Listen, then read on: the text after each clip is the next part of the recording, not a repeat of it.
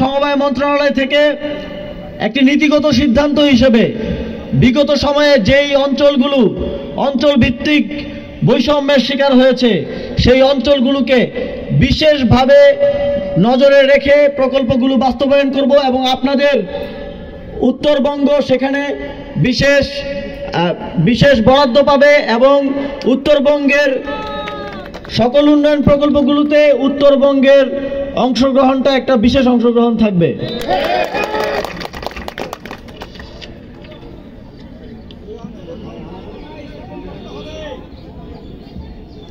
উত্তরবঙ্গ বাংলাদেশের কৃষিজ উৎপাদনের ক্ষেত্রে সবচেয়ে উর্বর এবং সবচেয়ে বেশি উৎপাদনশীল অঞ্চল। এখানে কৃষিজ শিল্পের বিকাশের অপার সম্ভাবনা রয়েছে। অন্তর্বর্তীকালীন সরকার উত্তরবঙ্গে কৃষিজ শিল্পের বিকাশের জন্য উদ্যোগ গ্রহণ করছে, তা ইতিমধ্যে আপনারা দেখেছেন।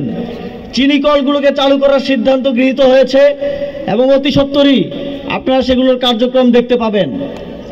এছাড়াও আরো যেই কৃষি সেক্টরে শিল্পের বিকাশ করা সম্ভব অন্তর্বর্তীকালীন সরকার সেই উদ্যোগ গ্রহণ করবে। আপনারা জানেন তিস্তার পানির ন্যায্য হিস্সা আদায়ে একটি খসড়া নিয়ে বাংলাদেশ 2011 সাল থেকে ঘুরে বেড়াচ্ছে, কিন্তু বিগত সময়ে আমরা এমনই এক ফ্যাসিবাদী সরকার পেয়েছি যারা শুধু বলে গেছে যে ভারতকে যা দিয়েছি আজীবন মনে রাখবে, কিন্তু ভারত থেকে কিছু আদায় করতে পারেনি।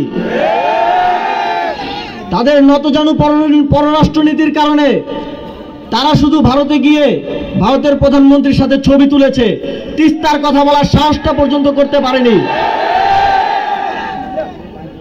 অন্তর্বর্তীকালীন সরকার তার গঠনের পর থেকেই পররাষ্ট্র নীতির ক্ষেত্রে শিরদাঁড়া উঁচু করে দাঁড়িয়েছে এবং তিস্তার চুক্তি বাস্তবায়নে এই অঞ্চলের মানুষের পানির ন্যায্য হিস্সা আদায়ে অন্তর্বর্তীকালীন সরকার মাথা উঁচু করে ভারতের সাথে নেগোশিয়েট করবে এবং প্রয়োজনে আন্তর্জাতিক পানি আইনের ভিত্তিতে আমরা কূটনৈতিক চাপ সৃষ্টি করব যেন ভারত বাধ্য হয় এই চুক্তি স্বাক্ষর করতে।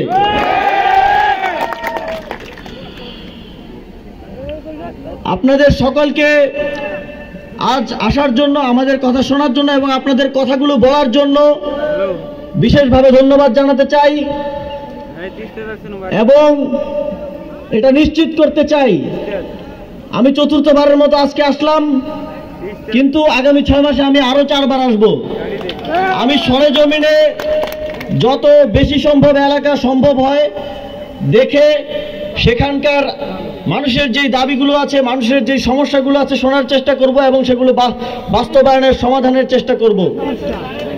আমি নিশ্চিত করতে চাই যে অন্তর্বর্তীকালীন সরকারের সময়ে হয়তো আমরা দীর্ঘ 17 বছরের যে বৈষম্য সেটা ঘোচাতে পারবো না, কিন্তু যতটা সম্ভব সর্বোচ্চ আন্তরিকতার সাথে আমরা চেষ্টা করে যাব। সেক্ষেত্রে আপনাদের সহযোগিতা, সমর্থন এবং মতামত প্রত্যাশা করি এবং এই তিস্তার সংকট চিরতরে নিরসন হবে, তিস্তা আপনাদের জন্য আশীর্বাদ হিসেবে আবির্ভূত হবে, এই আশাবাদ ব্যক্ত করে আমি আমার বক্তব্য শেষ করছি। ধন্যবাদ সবাইকে।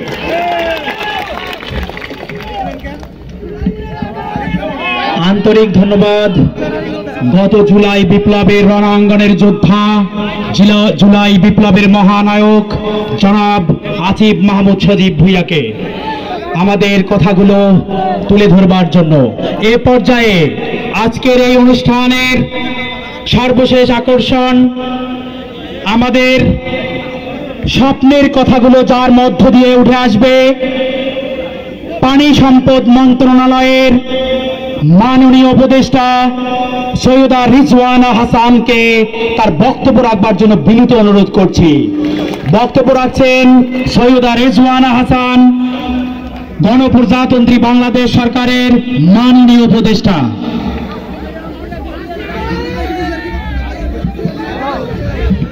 সবাইকে সালাম আর শুভ অপরাহ্ন। আপনারা অনেক কষ্ট করে অনেক দূর দূর থেকে এসছেন। আপনাদের সাথে আমার আগেও তিস্তা নিয়ে কথা হয়েছে, আজকেও হচ্ছে, ভবিষ্যতেও হবে। তিস্তার দুইটা দিক আছে, দুইটা দিক নিয়েই আমি কথা বলবো। আপনাদের অনেক প্রত্যাশা আছে, থাকা খুবই স্বাভাবিক। তার আগে একটা কথা বলে রাখি, আক্তার কিন্তু খুব বুদ্ধিমান, সে সব কাজের দায়িত্ব আমার কাঁধে চাপিয়ে দিছে, কিন্তু এইসব হবে না। কারণ যতগুলো কাজের দায়িত্ব আমাদেরকে দিছেন, এইগুলো তো 12 মাস থেকে 15 মাসের মধ্যে করে ফেলতে পারবো না। তাহলে আপনারা কি করবেন, একদম সব সময় আক্তারের কাছে বলতে থাকবেন যে কোন কাজটা আগালো, কোন কাজটা পিছাচ্ছে, কোন কাজটা কেন আগাচ্ছে না। হ্যাঁ, কারণ ভবিষ্যতে আপনাদের নেতা হয়ে আপনাদের সন্তানই আপনাদের কাছে আসবে, তাই তো? কাজে আক্তারের কিন্তু দায়িত্ব অনেক বেশি, এবং আক্তারের জন্য ওর সাথে মিলে যে কাজগুলো আমাদের আপনাদের জন্য করার, আমরা অবশ্যই তা করব। আমাদের সময় কম হলেও আমরা যত দ্রুততার সাথে পারা যায় কাজগুলো করব। আমি গত 2022-এ গতিয়া শ্যামে গেছিলাম, ওখানে নদী ভাঙনটার কি প্রচন্ড ওটা দেখেছিলাম। আর নদী ভাঙনে যে একটা জনপদ কেমন করে নিশ্চিহ্ন হয়ে যায় ওইটাও দেখেছিলাম। তিস্তা একটা আন্তর্জাতিক নদী হলেও মনে রাখতে হবে এটা কোনো দেশের একক নদী না। কোন দেশ যদি মনে করে যে আমার উপরে তিস্তা যেটুকু আছে ওইটুকুন আমার যেভাবে ইচ্ছা আমি সেভাবে ব্যবহার করব, এইটা কোনোদিনও আন্তর্জাতিক রীতিনীতি সমর্থন করে না। এবং এই যে তিস্তার ব্যাপারটা, এইখানে আমাদেরকে চীন সাহায্য করতে এগিয়ে এসেছে। আমরা চীনের সাথে একটা চুক্তি করেছি, সেই চুক্তি দেখেছেন আপনারা? সেই মহাপরিকল্পনা দেখেছেন আপনারা? তো মহাপরিকল্পনা দেখেন নাই, ওটার বাস্তবায়ন চান, এটা কিরকম কথা? আগে তো দেখতে হবে, বুঝতে হবে তোর ভিতর কি আছে, আপনি কি চাচ্ছেন সেটা কি ওর ভিতরে আছে কিনা এটা তো বুঝতে হবে। তো আন্তর্জাতিক দুইটা বিষয় আছে, একটা হচ্ছে তিস্তার ব্যাপারে ভারতের সাথে আমাদের পানি বন্টন। তিস্তার সাথে ভারতের আমাদের যে পানি বন্টনের বিষয়টা, এটা আসিফ বলে গেছে। আমরা আমাদের মন্ত্রণালয়ের পক্ষ থেকে অবশ্যই বারবার ভারতকে বলবো, শুধু সেটা বলবো না, আমরা কিন্তু ইতিমধ্যে বলেছি যে তিস্তাতে যে বানের পানিটা আসে, এই নদীটার প্রকৃতিটাই এরকম যে এটা ফ্ল্যাশ ফ্লাড, হঠাৎ করে পানি চলে আসবে। কিন্তু আমাদেরকে যদি সময় মতন জানানো হয় তাহলে তো আমরা ক্ষয়ক্ষতিটা কমাতে পারি। তাহলে একদিকে হচ্ছে আমরা চুক্তি, আরেকদিকে হচ্ছে আমাদেরকে জানি সময় মতন জানানো হয়। গেট খুলে দেওয়ার আগে অন্তত কয়েক ঘন্টা সময় পেলেও তো আমরা অনেক মানুষকে সরাই নিতে পারি, গরু ছাগলগুলো সরাতে পারি। এইটা আমাদেরকে না জানানোর, তো না বলতে পারার তো কোনো কারণ নাই। তাহলে আর আমাদের কেমন ভালো বন্ধু, কেমন ভালো প্রতিবেশী? এটা তো বন্ধুত্বের পরিচয় হবে কাজ দিয়ে। কাজে এইটা আমাদের একটা দাবি থাকতে হবে, এই দাবিটা আপনারা এখনো কেউ তোলেন নাই। দ্বিতীয় হচ্ছে চুক্তির বিষয়ে আমরা অবশ্যই কথা বলবো। ধরেন যদি কোনো একটা দেশ, আপনারা যারা এখানে আছেন আপনারা কিন্তু বাংলাদেশ সরকারের দায়িত্ব, আপনারা অন্তর্বর্তীকালীন সরকার বলেন, পরে নির্বাচিত সরকার বলেন, আপনাদের দায়িত্ব নিতে হবে বাংলাদেশ সরকারকে।